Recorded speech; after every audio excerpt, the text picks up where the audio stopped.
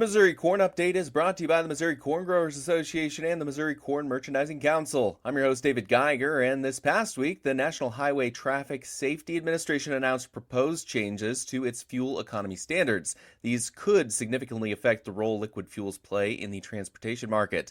MissouriCorn CEO Bradley Schad is here to break down these revised standards and what it could mean moving forward. A chat with him in a moment. Times are tough, but we, Missouri corn growers, we are resilient. We're advocating for our future with access to markets, education, and partnerships that drive growth. By collaborating with policymakers and partners, we're working together to build a stronger, sustainable future for growers and our communities. We are Missouri corn growers, strong, united, and making a difference. Join us. Visit MoCorn.org and become a member today. And joining us is Bradley Schad, the MissouriCorn CEO. Bradley, thank you so much for joining us. And these revised NHTSA fuel economy standards are less aggressive than the previous rules. So how does relaxing requirements change the outlook for ethanol and liquid fuels compared to before?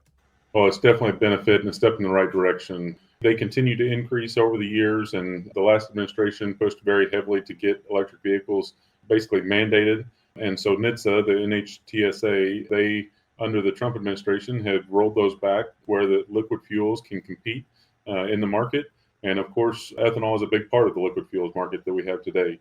We wanted to make sure that that was capable. And so we've been in litigation for the last 2 years with some of our colleagues in other states, as well as National Corn, to help push back on these regulations that were put forward to make sure that we do have a liquid fuel demand for the future and a vehicle that consumers want. Ultimately, that's what we want to see. We want to give them the options of having differentiated energy mix, and ethanol can be a strong part of that.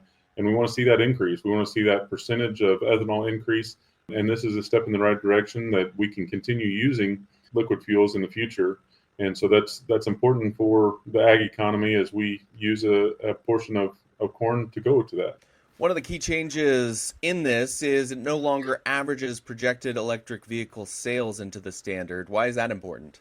Well, it's very important, and that's why we litigated for the last 2 years to try and make sure that internal combustion engines are a part of the CAFE standard.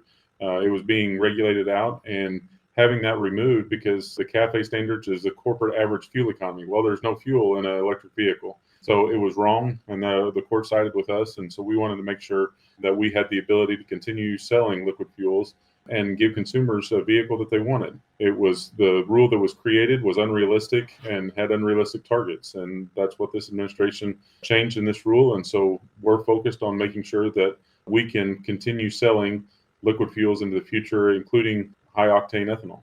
So it also removes some advantages that favored electric vehicles. Can you tell me about that? Well, EV-only manufacturers actually had an advantage that they had to sell credits to the manufacturers that produced both internal combustion engines and EVs. They had an advantage in this rule, and it eliminated that. But it also eliminated some of the other credits that were out there for things like air conditioning that doesn't make any sense for fuel economy.